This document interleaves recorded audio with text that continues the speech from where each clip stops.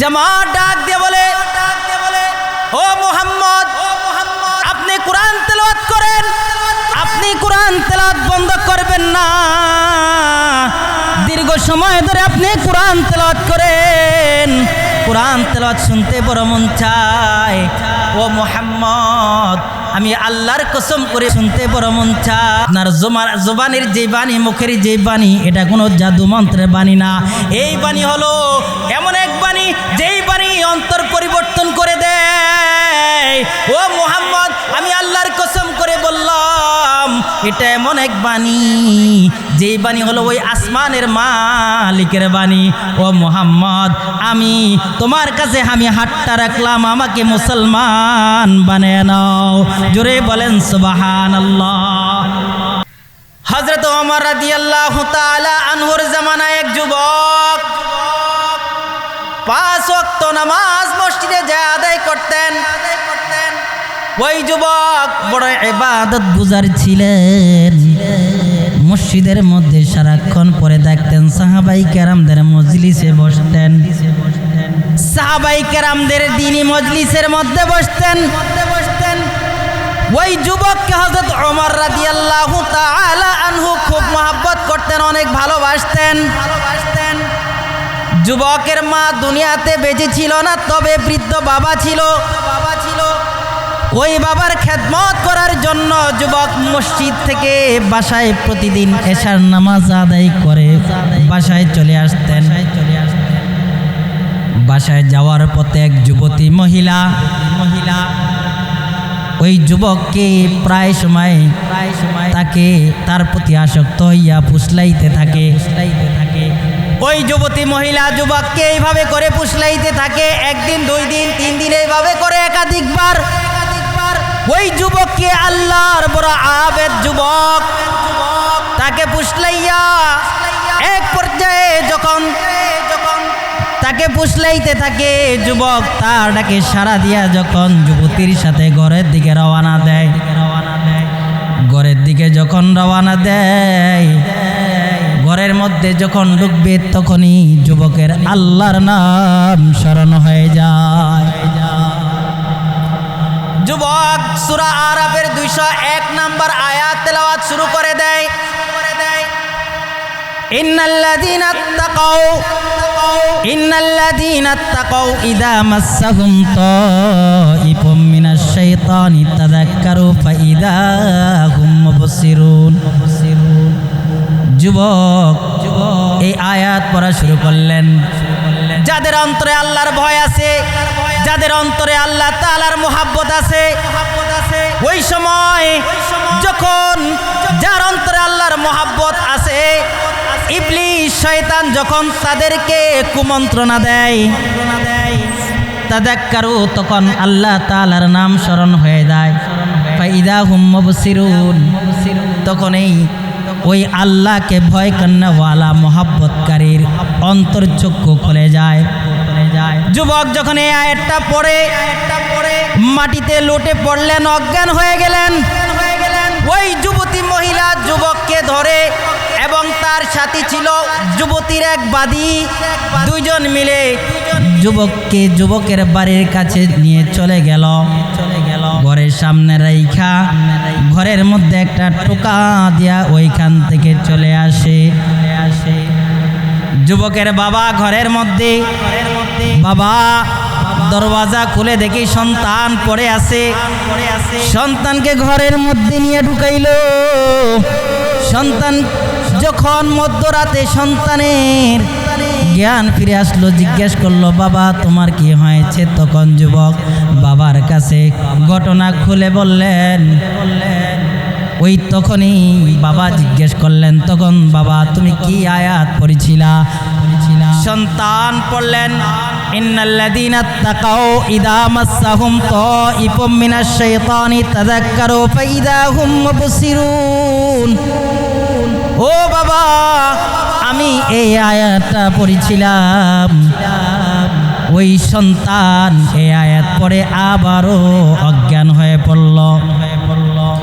বাবা সন্তানের দিকে তাকায় দেখলেন, সন্তানকে নাড়াচাড়া দিয়ে দেখলেন সন্তান আর দুনিয়াতে বেঁচে নাই। সন্তানের ওই রাত্রিবেলা সন্তান ওই যুবকের কাফনের ব্যবস্থা করলেন, জানাজা পড়লেন, দাফনের ব্যবস্থা করলেন। পরের দিন যখন হযরত ওমর রাদিয়াল্লাহু তাআলা শুনতে পাইলেন ওই যুবক দুনিয়াতে নাই, হযরত ওমর রাদিয়াল্লাহু তাআলা আনহু তার সাথীবর্গ নিয়ে আনহু কাছে গিয়া যুবককে লক্ষ্য করে বললেন, ওয়ালিমান খাফা মাকামা রাব্বিহি জান্নাতান। ও যুবক, যারা আল্লাহ তাআলার সামনে উপস্থিত হওয়ার ভয় রাখে তাদের জন্য রয়েছে দুইটা জান্নাত। যুবক কবর থেকে আবার ওমরকে লক্ষ্য করে বললেন, ও ওমর, আমি দুইটা জান্নাত নয়, আমি যুবক দুইটার চেয়েও বেশি জান্নাত পেয়ে গেছি। বলেন সুবহানাল্লাহ। আরেকটু সামনে আগে পড়েন, আরেকটু সামনে, একটু সামনে আসেন, একটু জিকির করি, লা ইলাহা ইল্লাল্লাহ, লা ইলাহা ইল্লাল্লাহ, লা ইলাহা ইল্লাল্লাহ, লা ইলাহা ইল্লাল্লাহ, লা ইলাহা ইল্লাল্লাহ, লা ইলাহা ইল্লাল্লাহ, লা ইলাহা ইল্লাল্লাহু মুহাম্মাদুর রাসূলুল্লাহ। মুমিনদের 5 গুণ, তার মধ্যে 1 নাম্বার গুণ কি?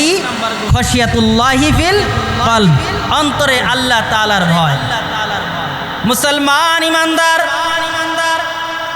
যে সত্যিকারে মুমিন কখনো গীবত করতে পারে না, শিকায়েত করতে পারে না, জুলুম করতে পারে না, অন্যের সম্পদ দখল করে খাইতে পারে না। বলেন পারে কিনা? যে মুমিন অন্যের সম্পদ দখল করে খাইতে পারে, যে সত্যিকার মুমিন অন্যের সম্পত্তি দখল করে খাইতে পারে না,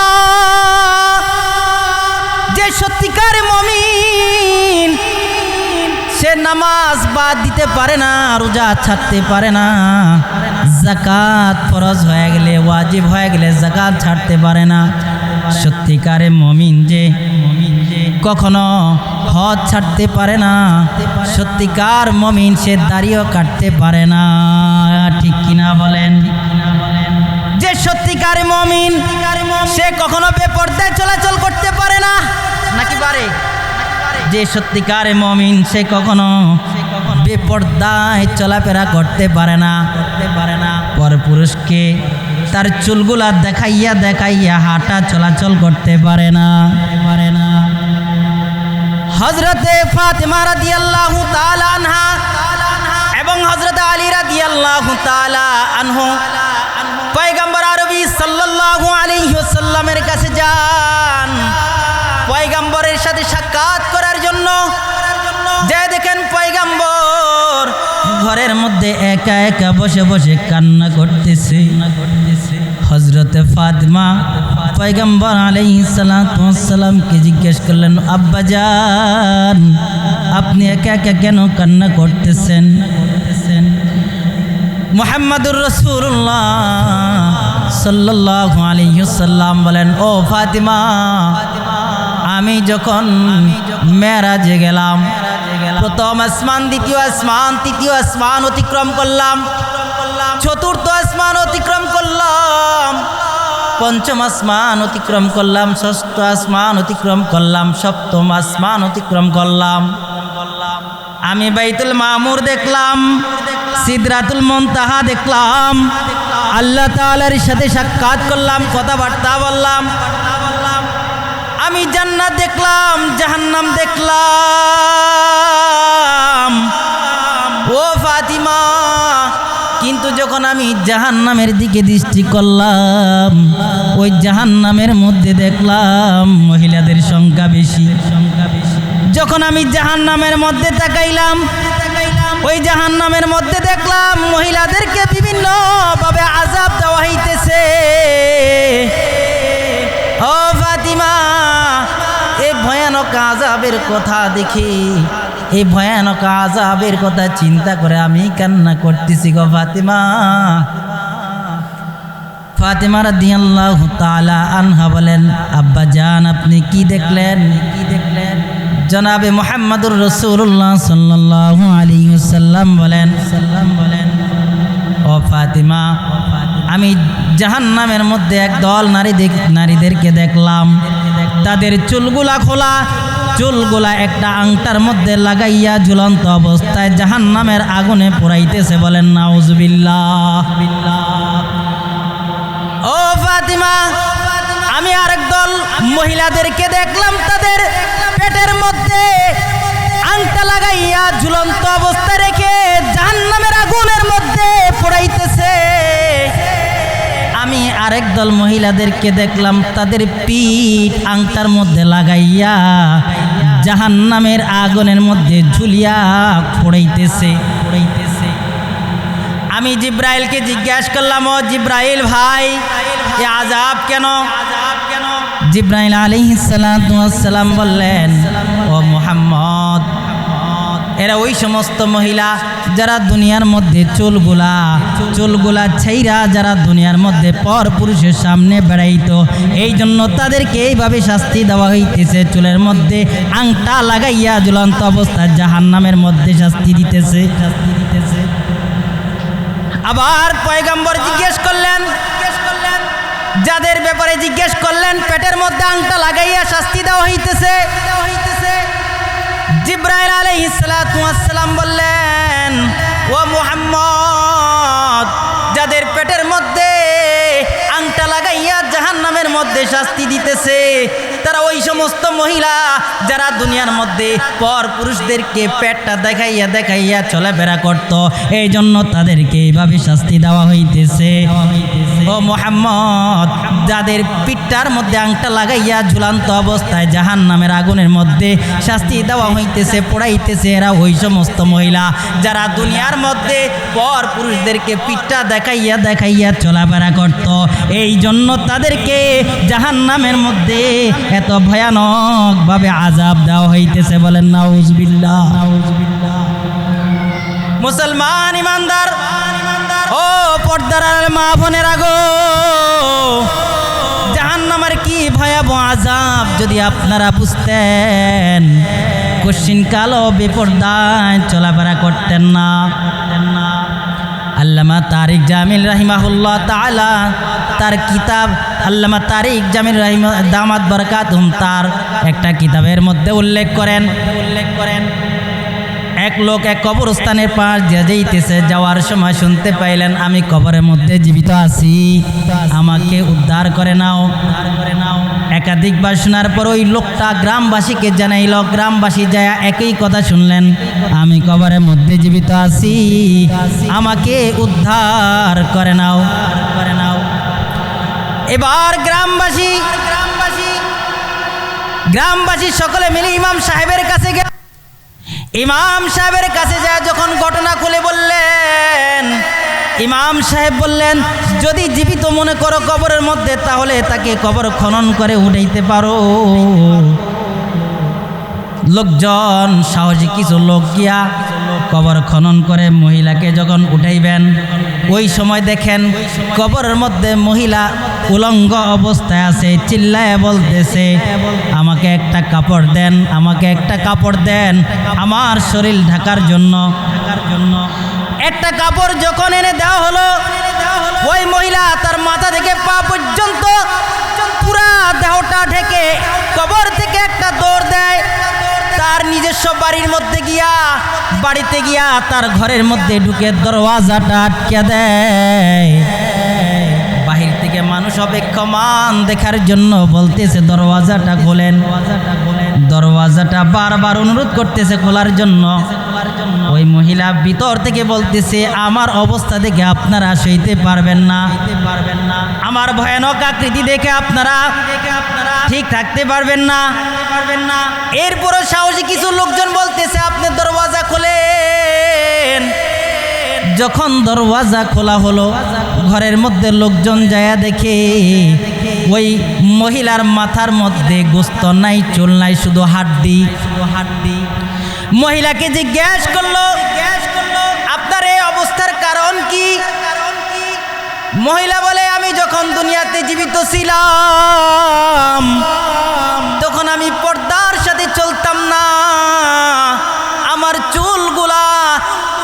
ছেড়ে পর পুরুষের সামনে চলাফেরা করতাম, আমার মাথার মধ্যে কোনো পর্দা দিতাম না, কাপড় দিতাম না। এই জন্য আমাকে যখন কবরের মধ্যে শোয়ানো হইল, শোয়ানোর সাথে সাথে ফেরেশতারা আমার চুলগুলা এক এক করে টেনে টেনে টেনে টেনে আমার চুলের, আমার মাথার গোস্তগুলা সব উঠিয়া ফেলল। মহিলাকে জিজ্ঞেস করা হইল তার চেহারা থেকে পর্দা সরানোর জন্য। মহিলা যখন চেহারা থেকে পর্দা সরাইলেন, লোকজন দেখে চেহারার মধ্যে শুধু দাঁতগুলা দেখা যায়, চেহারার মধ্যে ঠোঁট নাই, গোস্ত নাই। জিজ্ঞেস করা হইল আপনার এমন অবস্থা কেন? ওই মহিলা বলতেছে, আমি যখন দুনিয়াতে জীবিত ছিলাম তখন আমি আমার ঠোঁটের মধ্যে লিপস্টিক দিয়া পর পুরুষের সামনে বেড়াইতাম। আমি যখন কবরের মধ্যে গেলাম আমার ঠোঁট কবরের মধ্যে কেটে দেয়। মহিলার হাত থেকে যখন বলল কাপড় সরানোর জন্য, পায়ে থেকে যখন বলছে কাপড় সরানোর জন্য, যখন কাপড় সরানো হলো তার পা এবং হাতের মধ্যে দেখা গেল নখগুলা নাই। তাকে জিজ্ঞেস করা হলো আপনার পায়ে হাতের নখগুলার এই অবস্থায় কেন? মহিলা বলে, আমি যখন দুনিয়াতে ছিলাম, দুনিয়াতে থাকা অবস্থায় আমার হাত এবং পায়ের মধ্যে, নখের মধ্যে নীল পালিশ লাগাইয়া লাগাইয়া আমি পর পুরুষের সামনে বেড়াইতাম। যখনই আমার ইন্তেকাল হয়, তখন আমাকে যখন কবরের মধ্যে রাখা হয়, তখন আমার নখগুলা টেনে টেনে উপরে ফেলে। ওই সময় মহিলা এই ঘটনা বলে হঠাৎ করে ইন্তেকাল আবার করে ফেলল, তাকে আবার কবরের মধ্যে শোয়া ফেলল। এই জন্য মা বোনেরা যারা আছেন, আমরা যারা পর্দা করি না, পর্দাকে একেবারে স্বাভাবিক মনে করি, আমরা এখন থেকে পর্দাকে মজবুত করে ফেলবো এবং পর্দার সাথে বাকি জীবনটা চালাবো। কি বলেন, ঠিক কি না? 2 নাম্বার গুণ, এক নাম্বার গুণ কি বললাম? খশিয়াতুল্লাহ ফিল কলব, অন্তরে আল্লাহ তাআলার ভয়। 2 নাম্বার গুণ হলো তাহসিনুল ঈমান ফিল কলব, অন্তরে ঈমানের উন্নতি, ঈমানের উন্নতি। আল্লাহ রাব্বুল আলামিন বলেন, ইদা তুলিয়াত আলাইহিম আয়াতুহু যাদাতুহুম ঈমানা। মুমিন বান্দার অন্তরে যখন, মুমিন বান্দার সামনে যখন আল্লাহ পাকের তেলাওয়াত করা হয়, কোরআন তেলাওয়াত পাঠ করা হয়, তখন তাদের অন্তরে ঈমান বৃদ্ধি পায়, ঈমান বৃদ্ধি পায়। মুফাসসিরিনে কিরাম বলেন, ঈমান বৃদ্ধি পাওয়ার অর্থ হলো ঈমানের আলো, ঈমানের উজ্জ্বলতা, ঈমানের উন্নতি। ও মুসলমান ঈমানদার আল্লাহর গোলাম, সাহাবায়ে কেরামদের ঈমান তাবিদের ঈমানের চাইতে কেন এত দামি? তাবিদের ঈমান তাবিদের চেয়ে কেন ঈমানের এত দাম?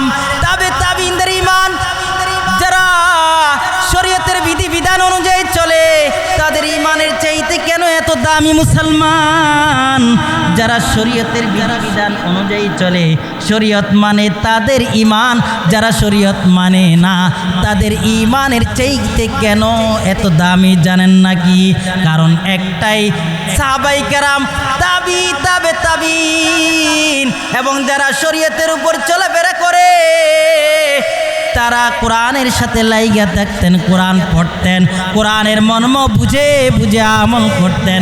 এই জন্যই হচ্ছে তাদের ঈমানের এত দাম। বলেন সুবহানাল্লাহ। কোরআন তেলাওয়াত, কোরআনের বাণী এমন এক বাণী, যেই বাণী শুনলে পরে অন্তর পরিবর্তন হয়ে যায়। মুহাম্মদুর রাসূলুল্লাহ সাল্লাল্লাহু আলাইহি সাল্লাম কোরআন তেলাওয়াত করতেছেন।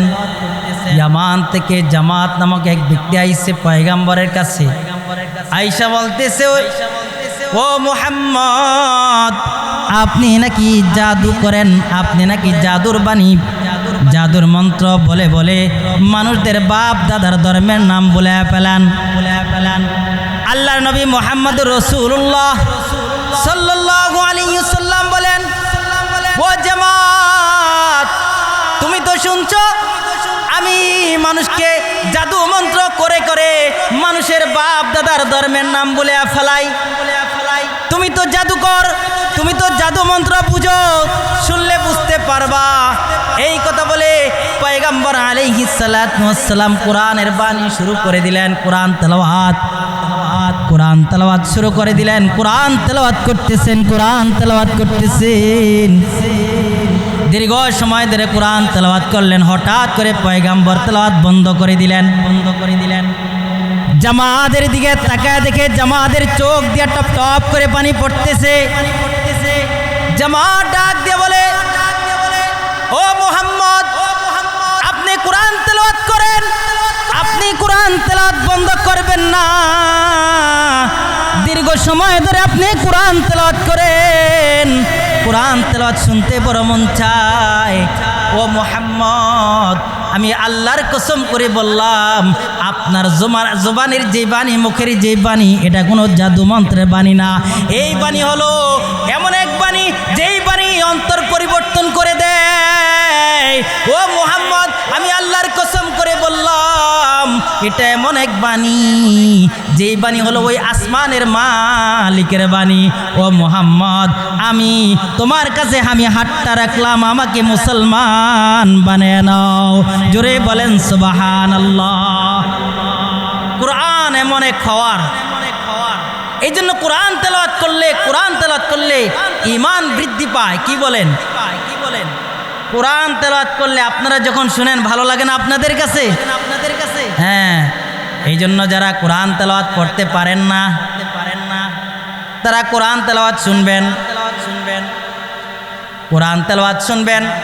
আপনাদের সন্তান যদি মাদ্রাসার মধ্যে দেন, এই যে আপনাদের এই যে উদ্যোগে মাহফিলটা হচ্ছে হায়াতুন নিসা মহিলা মাদ্রাসা, যদি আপনার ছেলে সন্তান থাকে মাদ্রাসায় দিবেন, আর যদি আপনাদের মেয়ে সন্তান থাকে তাহলে হায়াতুন নিসা মহিলা মাদ্রাসায় দিবেন। এই ছাত্রগুলা যখন মাদ্রাসায় পড়তে যায়, পয়গম্বর আলাইহিস সালাতু ওয়াস সালাম বলেন, মান সালাকা তরিকান ইয়ালতামিসু ফিহি ইলমা সাহালাল্লাহু লাহু তরিকান ইলাল জান্নাহ।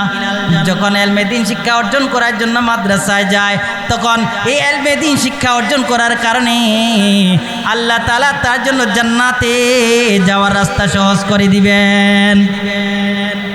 এই জন্য আপনার সন্তানদেরকে মাদ্রাসায় দিবেন, আপনার কন্যা সন্তানকে মহিলা মাদ্রাসায় দিয়ে দিবেন। যদি আপনি হাফেজে কোরআন বানাইতে পারেন, আপনি আলেমা বানাইতে পারেন, তাদের সামনে বসে বসে কোরআন তেলাওয়াত শুনবেন। যখন আপনার সন্তান মাদ্রাসার মধ্যে যে কোরআন পড়া শুরু করে, পয়গম্বর আলাইহিস সালাতু ওয়াস সালাম বলেন, মাজতামা কওমুন ফি বাইতিম মিন বুয়ুতিল্লাহি ইয়াতলুনা কিতাবাল্লাহি ওয়া ইয়াতাদারুসুনাহু বাইনাহুম ইল্লা নাযালাত আলাইহিমুস সাকিনাহ ওয়া গাশিয়াতুহুমুর রাহমা ওয়া হাফাতহুমুল মালায়েকা ওয়া যাকারাহুমুল্লাহু ফি মান ইনদাহু। মুহাম্মদ আরবি সাল্লাল্লাহু আলাইহি ওয়াসাল্লাম বলেন, যখন কোন সন্তান মাদ্রাসার মধ্যে বা আল্লাহর ঘরের মধ্যে কোরআন তেলাওয়াত করে, কোরআন নিয়া কোরআন চর্চা করে, তখন আল্লাহ রাব্বুল আলামিন ওই তালিবুল ইলমদেরকে 4টা পুরস্কারে পুরস্কৃত করেন। কয়টা পুরস্কার? 4টা পুরস্কারে পুরস্কৃত করেন। 1 নম্বর পুরস্কার হলো ইল্লা নাযালাত আলাইহিমুস সাকিনা, আল্লাহ রাব্বুল আলামিন সাকিনা বর্ষণ করেন। সাকিনা কি? মুফাসসিরিনে কিরাম বলেন, সাকিনা হলো অন্তরে একটা প্রশান্তি। যদি ওই প্রশান্তি এসে যায়, আল্লাহ তাআলা যদি এই প্রশান্তি দিলের মধ্যে ঢুকিয়ে দেন, তাহলে ওই ব্যক্তির কোনো পেরেশানি থাকে না। যতই বিপদ আসুক কোনো হাই হুতাশ করে না, পেরেশানি হয় না। 2 নম্বর ওয়া গাশিয়াতুহুমুর রাহমা, যেই তালিবুল ইলম মাদ্রাসার মধ্যে পড়ে, ওই মাদ্রাসার ওই তালিবুল ইলমের চতুর্দিক থেকে আল্লাহ পাকের রহমত দিয়া ডাকিয়ে রাখেন। আল্লাহ তাআলার রহমত দিয়া ওই তালিবুল ইলমদেরকে ডাকিয়ে রাখেন। 3 নম্বর পয়গম্বর বলেন, ওয়াহাফাতহুমুল মালায়েকা, ফেরেশতারা চতুর্দিক দিয়ে বেষ্টনী করে রাখে। ওয়া যাকারাহুমুল্লাহু ফি মান ইনদাহু। পয়গম্বর আলাইহিস সালাতু ওয়াস সালাম বলেন, মাদ্রাসার মধ্যে যখন ছাত্ররা পড়াশোনা করে, তখন ওই সময় আল্লাহ তাআলা আরশে থেকে তার নিকটবর্তী ফেরেশতাদেরকে ডাক দিয়া ওই যারা কোরআন তেলাওয়াত করে মাদ্রাসার মধ্যে কোরআন তেলাওয়াত নিয়ে আলোচনা করে, তখন ওই আল্লাহ পাকের নৈকট্যশীল ফেরেশতাদেরকে ডাক দিয়ে বলে, দেখছো নাকি আমার বান্দা কি সুন্দর করে কোরআন তেলাওয়াত করে। মান ক্বারা হারফান মিন কিতাবিল্লাহি ফালাহু হাসানাতুন ওয়াল হাসানাতু বিআশরি আমসালিহা লা আকুলু আলিফ লাম মিম হারফুন ওয়ালাকিন আলিফুন হারফুন ওয়া লামুন হারফুন ওয়া মিমুন হারফুন। পয়গম্বর আলাইহিস সালাতু ওয়াস সালাম বলেন, যে ব্যক্তি কোরআনের একটা অক্ষর পড়ল, এক অক্ষর পড়ার কারণে আল্লাহ তাআলা তার আমলনামায় একটা নেকি লিখে দেওয়াবেন। পয়গম্বর বলেন ওই একটা নেকি 10 নেকির সমতুল্য হয়ে যাবে। বলেন সুবহানাল্লাহ। পয়গম্বর আলাইহিস সালাতু ওয়াস সালাম বলেন, লা আকুলু আলিফ লাম মিম হারফুন, আমি এই কথা বলি না আলিফ লাম মিম তিনটা মিলা একটা হরফ, আমি এই কথা বলি না। ওয়ালাকিন আলিফুন হরফুন ওয়া লামুন হরফুন ওয়া মিমুন হরফুন, বরং আমি এই কথা বলি আলিফ একটা হরফ, মিম একটা হরফ, লাম আরেকটা হরফ, অর্থাৎ 3 হরফে 30 নাকি তার আমলনামায় লিখে দিবেন। বলেন সুবহানাল্লাহ। এই জন্য আমরা যারা কোরআন তেলাওয়াত করতে পারি কোরআন তেলাওয়াত করব। কোরআন তেলাওয়াত করলে পরে ঈমান বৃদ্ধি পাবে। কি বলেন, কোরআন তেলাওয়াত করব কিনা? যারা কোরআন তেলাওয়াত করতে পারি না, আপনাদের জন্য একটা সুসংবাদ আছে। দিব নাকি সুসংবাদ? সুসংবাদ দিব নাকি? আরে জোরে বলেন না, সুসংবাদ দেব। হ্যাঁ, সুসংবাদটা হলো, আচ্ছা বলেন তো আপনারা সূরা ইখলাস কে পারেন আর কে পারেন না? দেখি সূরা ইখলাস কে কে পারেন না হাত উঠাই। সূরা ইখলাস পারেন না? আচ্ছা, ছোট্ট সূরা, সবাই তো পারেন। কে কে পারেন হাতটা উঠাই। আলহামদুলিল্লাহ। এই সূরা ইখলাসের ফজিলত, এই কোরআন তেলাওয়াত যারা করতে পারেন না চেষ্টা করবেন শিকারের জন্য, আর যারা পারেন না ইখলাসের ফজিলত সেটা আমি বলতেছি আপনাদের সামনে। আল্লাহ রাব্বুল আলামিন কোরআনুল কারীমের মধ্যে 114টা সূরা নাজিল করেছেন। প্রত্যেক সূরার ফজিলত আছে, কিন্তু বিশেষ কিছু সূরার ফজিলত আছে, এবং কোন কোন আয়াতের ফজিলত হাদিসের মধ্যে আছে। সূরা ইখলাসের ফজিলত, একবার একজন ব্যক্তি মুহাম্মদুর রাসূলুল্লাহ সাল্লাল্লাহু আলাইহি সাল্লামের কাছে আইসা বলে, ইয়া রাসূলুল্লাহ, আমি সূরা ইখলাসকে অনেক মহব্বত করি। কি বলেন? ব্যক্তি আইসা বলে, ইয়া রাসূলুল্লাহ, আমি সূরা ইখলাসটা অনেক মহব্বত করি, অনেক ভালোবাসি। পয়গম্বর আলাইহিস সালাতু ওয়াস সালাম ডাক দিয়া বলে, ইন্না হুব্বাহা আদখালাকাল জান্নাহ। যদি তুমি এই সূরাটা মহব্বত করো, এই সূরাটা যদি তুমি মহব্বত করো, তাহলে এই সূরায় তোমাকে জাহান্নাম থেকে মুক্তি দিয়া জান্নাতের মধ্যে নিয়ে যাবে। বলেন সুবহানাল্লাহ। ও মুসলমান ইমানদার আল্লাহর গোলাম, আল্লাহ রাব্বুল আলামিন এই সূরার কত ফজিলত রেখেছেন। হযরত মুআবিয়া ইবনে মুআবিয়া আল মুজানি রাদিয়াল্লাহু তাআলা আনহুর ইন্তেকালের পর 70,000 ফেরেশতা হযরত জিবরাইল আলাইহিস সালাতু ওয়াস সালাম সহ পয়গম্বরের কাছে আসছেন। আয়েশা বলতেছেন, ইয়া রাসূলুল্লাহ, মুআবিয়া ইবনে মুআবিয়া আল মুজানি রাদিয়াল্লাহু তাআলা আনহু ইন্তেকাল করছে, তার জানাজা অংশগ্রহণ করা লাগবে। আল্লাহর হাবিব মুহাম্মদুর রাসূলুল্লাহ সাল্লাল্লাহু আলাইহি ওয়াসাল্লাম 70,000 ফেরেশতা এবং জিবরাইল সহ মুআবিয়া ইবনে মুআবিয়া আল মুজানির জানাজায় অংশগ্রহণ করলেন। জানাজা অংশগ্রহণ করার পর জানাজা শেষ হয়ে গেল। পয়গম্বর জিবরাইলকে জিজ্ঞেস করলেন, ও জিবরাইল ভাই, মুআবিয়া ইবনে মুআবিয়া আল মুজানির এত ফজিলত কেন, এত মর্যাদা কিভাবে হলো? হযরত জিবরাইল আলাইহিস সালাতু ওয়াস সালাম বললেন, ও আল্লাহর হাবিব, মুআবিয়া আল মুজানি রাদিয়াল্লাহু তাআলা আনহু সূরা ইখলাসটাকে অনেক ভালোবাসতেন, অনেক মহব্বত করতেন। মুআবিয়া যখন হাঁটতেন তখন সূরা ইখলাস পাঠ করতেন, যখন বসতেন সূরা ইখলাস পাঠ করতেন, যখন হাঁটতেন তখন সূরা ইখলাস পাঠ করতেন, যখন সাওয়ারির মধ্যে আরোহণ করতেন তখন সূরা ইখলাস পাঠ করতেন। এই জন্য এই সূরাকে মহব্বত করার কারণে আল্লাহ তাআলা তার মর্যাদা এত উঁচু করে দিয়েছেন, বলেন সুবহানাল্লাহ। সূরা ইখলাসের ফজিলত, আপনি 10 বার যদি সূরা ইখলাস পড়েন, কুল হুয়াল্লাহু আহাদ পড়েন, কুল হুয়াল্লাহু আহাদ আল্লাহুস সামাদ লাম ইয়ালিদ ওয়া লাম ইউলাদ ওয়া লাম ইয়াকুল লাহু কুফুয়ান আহাদ। এই সূরাটা যদি 10 বার পাঠ করা হয়, 10 বার যদি পাঠ করা হয়, পয়গম্বর আলাইহিস সালাতু ওয়াস সালাম বলেন, মান করাআ কুল হুয়াল্লাহু আহাদ 10 মাররাত বানাল্লাহু লাহু কসরান ফিল জান্নাহ। যদি কেউ এই সূরা ইখলাসটা কুল হুয়াল্লাহ সূরাটা যদি 10 বার পাঠ করে, আল্লাহ তাআলা তার জন্য জান্নাতের মধ্যে একটা ঘর নির্মাণ করে দিবেন, বলেন সুবহানাল্লাহ। শুধু তাই নয়, এমনকি আয়াতের অনেক ফজিলত আছে। হযরত আবু হুরায়রা রাদিয়াল্লাহু তাআলা আনহুর সাথে এক ব্যক্তির দীর্ঘ আলোচনা হয়। আলোচনা হওয়ার পর ওই ব্যক্তি হযরত আবু হুরায়রা রাদিয়াল্লাহু তাআলা আনহুর কাছে এসে বলে, ও আবু হুরায়রা, ইদা আওয়াইতা ইলা ফিরাশিকা ফাকরা আয়াতুল কুরসি, ফাকরা আয়াতুল কুরসি লা ইয়াজালা মাকা মিনাল্লাহি হাফিজুন ওয়ালা ইয়াকরুবুকা শাইতানুন হাত্তা তুসবিহা। ও আবু হুরায়রা, ও আবু হুরায়রা, তুমি যখন বিছানায় ঘুমাইতে যাইবা, বিছানায় ঘুমাইতে গিয়া তুমি আয়াতুল কুরসি পাঠ করবা।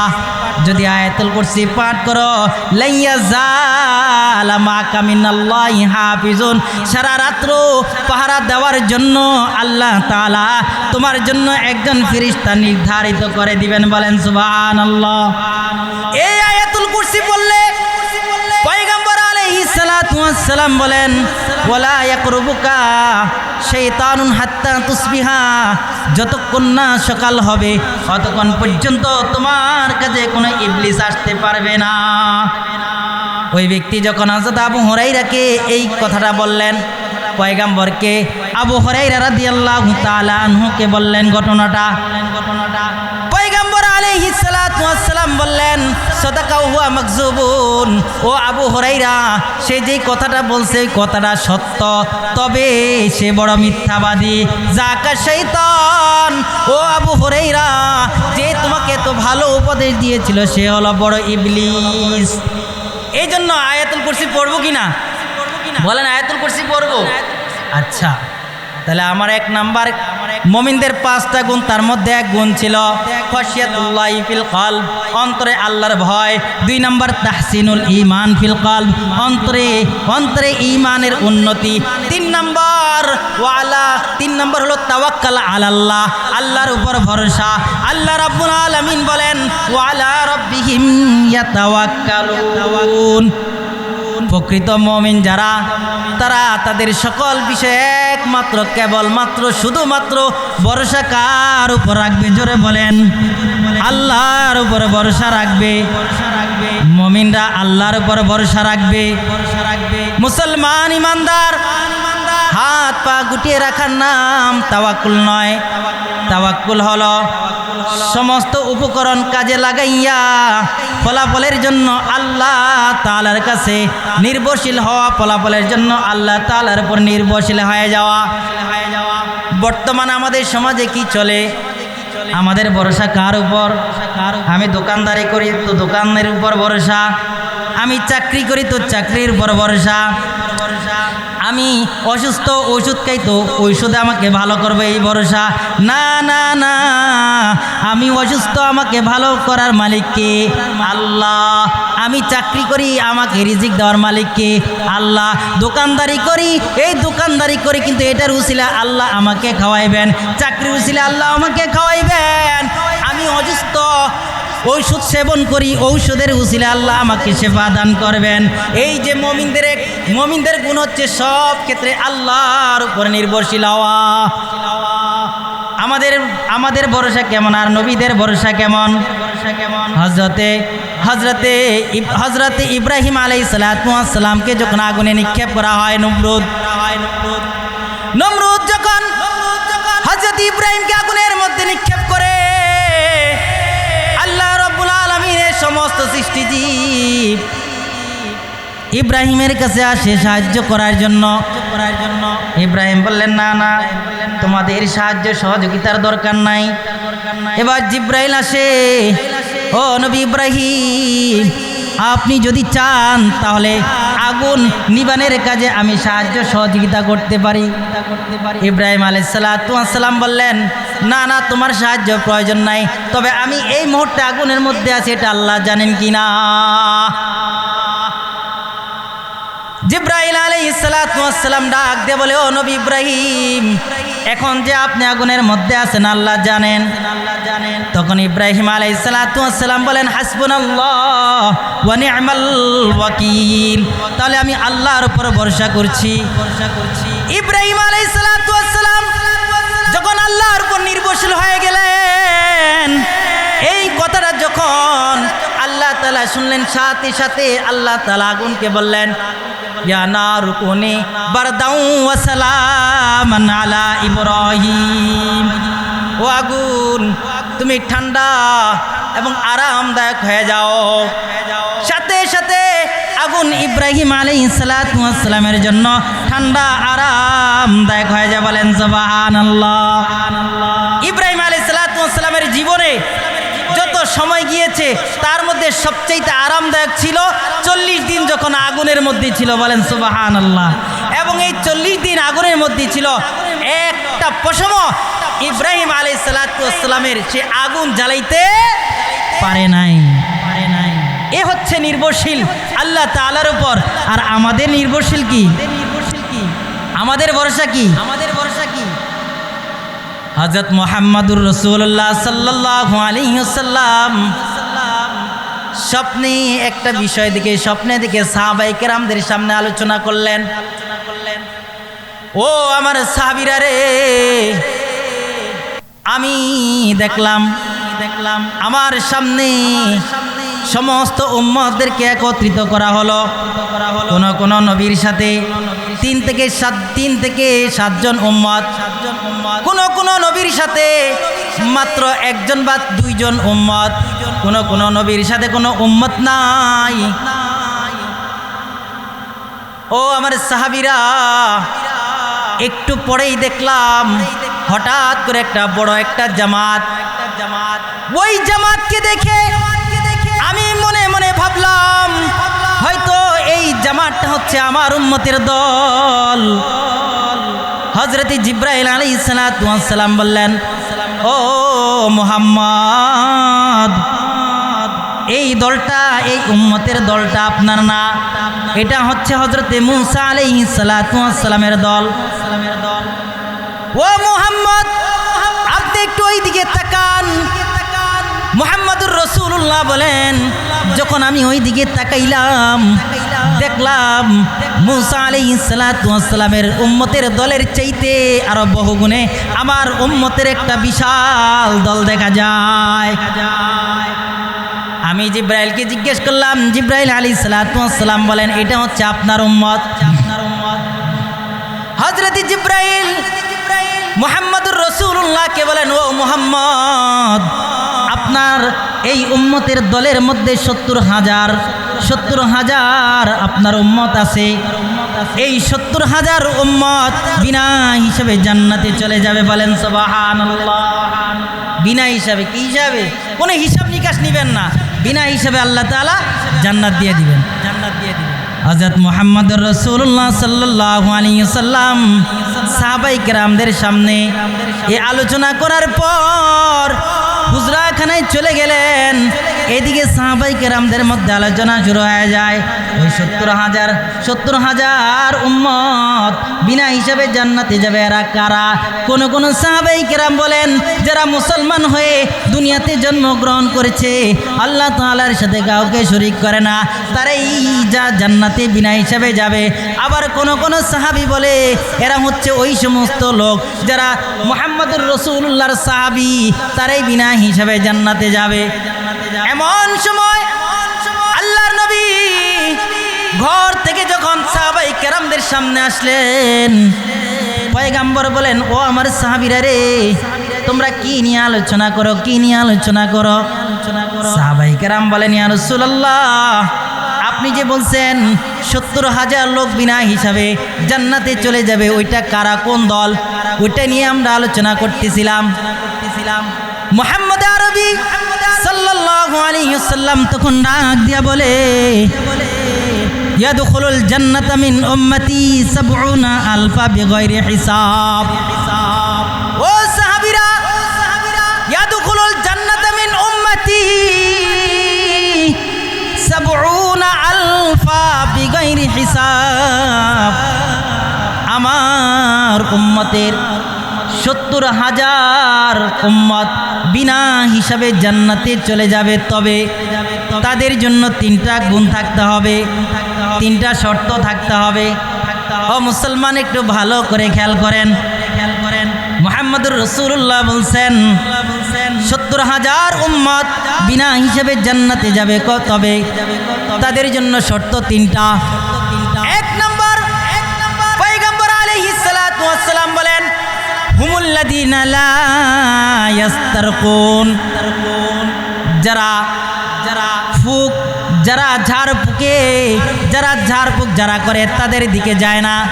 অর্থাৎ যারা কুরআন এবং সুন্নাহর বিপরীতে কুফর এবং ঝাড়ফুঁক করায়, যারা তাদের কাছে যায় না, এরাই বিনা হিসেবে জান্নাতে চলে যাবে।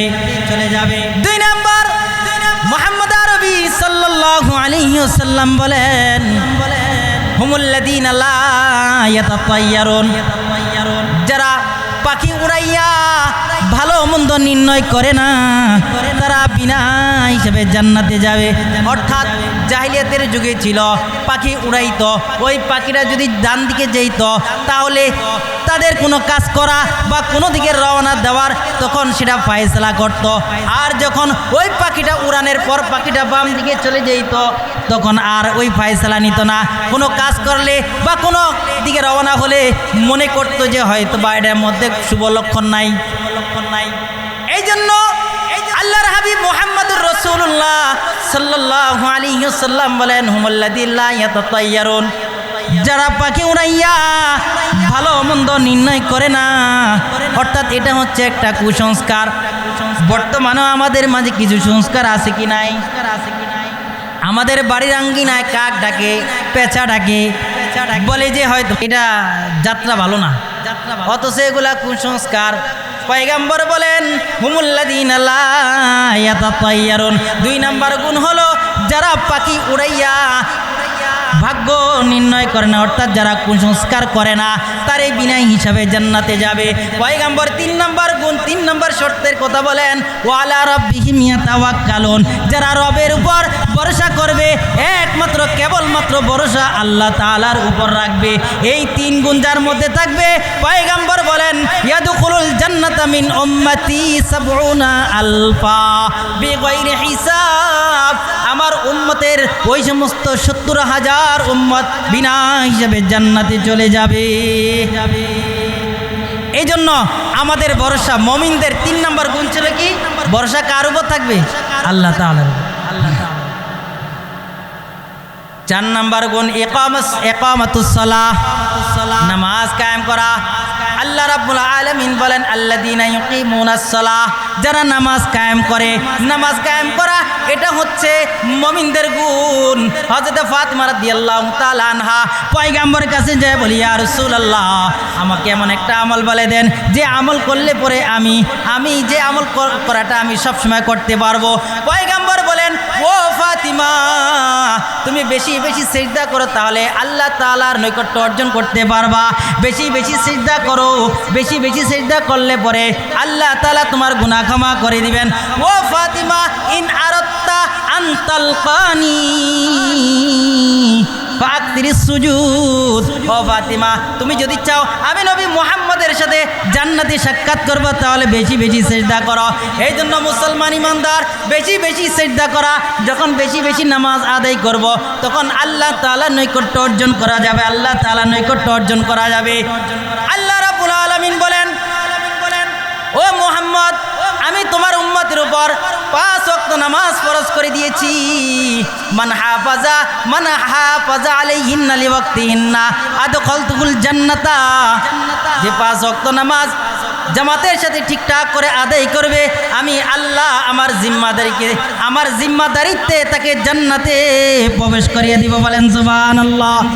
ওয়া মান লাম ইউহাফিজ ফালা আহদা লাহু ইনদি। পয়গম্বর বলেন যে 5 ওয়াক্ত নামাজ ঠিকঠাক করে আদায় করবে না, আমার পক্ষ থেকে তার কোনো জিম্মাদারি নাই। ইচ্ছা করলে সে জান্নাতেও যেতে পারে, আবার ইচ্ছা করলেও সে জাহান্নামেও যেতে পারে। মুহাম্মদুর রাসূলুল্লাহ সাল্লাল্লাহু আলাইহি ওয়াসাল্লাম বলেন 5 ওয়াক্ত নামাজ যে ব্যক্তি আদায় করবে আল্লাহ তাআলা তাকে 5টা গুণে গুণান্বিত করবেন। 1 নম্বর পয়গম্বর আলাইহিস সালাতু ওয়াস সালাম বলেন মান হাফাজা আলাস সালাতিল মাকতুবাতি আকরামাহুল্লাহু বিখামসি খিসাল।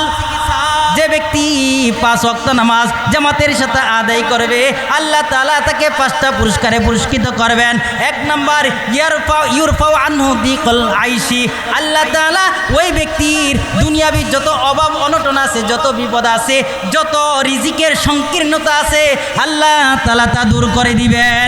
2 নম্বর পয়গম্বর আলাইহিস সালাতু ওয়াস সালাম বলেন ওয়াদাবুল কবরি, আল্লাহ তাআলা কবর আযাব maaf করে দিবেন। 3 নম্বর পয়গম্বর বলেন ওয়ায়ুতিহি কিতাবাহু বিয়ামিনিহি, আল্লাহ রাব্বুল আলামিন হাশরের ময়দানে ডান হাতে আমলনামা দিয়ে দিবেন। 4 নম্বর পয়গম্বর বলেন ওয়ামুরু আলাস সিরাতি কাল বারকি। যারা 5 ওয়াক্ত নামাজ জামাতের সাথে আদায় করবে বিদ্যুৎ গতিতে ফুলসিরাতের উপর দিয়া পার হয়ে চলে যাবে। 5 নম্বর পয়গম্বর আলাইহিস সালাতু ওয়াস সালাম বলেন যারা 5 ওয়াক্ত নামাজ জামাতের সাথে আদায় করবে ওয়াদখুলুল জান্নাতা বিগাইরি হিসাব, আল্লাহ তাআলা বিনা হিসাবে থেকে জান্নাতে প্রবেশ করিয়ে দিবেন। বলেন সুবহানাল্লাহ। তাহলে 4 নম্বর গুণ কি বললাম? 5 ওয়াক্ত নামাজ পড়া, নামাজ কায়েম করা। 4 নম্বর গুণ মুমিনদের 5 নম্বর গুণ হলো ইকামাতুস সালাহ, যাকাত আদায় করা। যে ব্যক্তি যাকাত আদায় করবে আল্লাহ তাআলা বলেন আল্লাযীনা ইউকিমুনাস সালাতা ওয়া মিম্মা রাযাকনাহুম ইউনফিকুন। যারা যাকাত আদায় করবে, যাকাত আদায় করা হচ্ছে মুমিনদের গুণ। এই 5 গুণে গুণান্বিত যারা আল্লাহ রাব্বুল আলামিনের পক্ষ থেকে 3টা, আল্লাহ তাআলার পক্ষ থেকে 3টা পুরস্কারের ওয়াদা। আল্লাহ তাআলা 1 নম্বর বলেন লাহুম দারজাতুন ইনদা রাব্বিহিম, আল্লাহ তাআলা তার মর্যাদা উঁচু করে দিবেন। 2 নম্বর ওয়া মাগফিরাতুন, 2 নম্বর হচ্ছে আল্লাহ তাআলা তাকে ক্ষমা করে দিবেন। 3 নম্বর পুরস্কার আল্লাহ তাআলার ওয়াদা ওয়ারিজকুম কারীম, আল্লাহ তাআলা সম্মানিত রিজিক দিয়া দিবেন। বলেন সুবহানাল্লাহ। এই 5 গুণ যার মধ্যে থাকবে আল্লাহ 3 গুণে 3টা পুরস্কার ওয়াদা করে আল্লাহ তাআলা এই 3টা পুরস্কার আল্লাহ তাকে দিয়ে দিবেন। মুহাম্মদ আরবি সাল্লাল্লাহু আলাইহি ওয়াসাল্লাম বলেন ইন্নাল মুমিনা ফি কবরিহি ফি রাউযাতিন খাদরা ওয়া ইয়ারহাবু লাহু কবরুহু 70 জিরা। পয়গম্বর আলাইহিস সালাতু ওয়াস সালাম বলেন যারা মুমিন তাদেরকে আল্লাহ তাআলা ওই কবরস্থানে শোয়ার সাথে সাথে তার কবরটা সবুজ জান্নাতের বাগান বানিয়ে দিবেন। বলেন সুবহানাল্লাহ। ওয়া ইয়ারহাবু লাহু কবরুহু 70 জিরা, আল্লাহ তাআলা তার কবরটাকে 70 গজ প্রশস্ত করে দিবেন। বলেন সুবহানাল্লাহ। আল্লাহ রাব্বুল আলামিন মুমিনদের ব্যাপারে বলেন ওয়া ইউনাওয়ারু লাহু কাল কামারি লাইলাতাল বদর, লাইলাতুল বদর অর্থাৎ পূর্ণিমার চাঁদ যেমন সুন্দর, যেমন আলো, এরকমভাবে মুমিন যখন দুনিয়া থেকে বিদায় নিবে ঠিক তখন কবরটা তার জন্য পূর্ণিমার চাঁদের মতো আলোকিত হয়ে যাবে।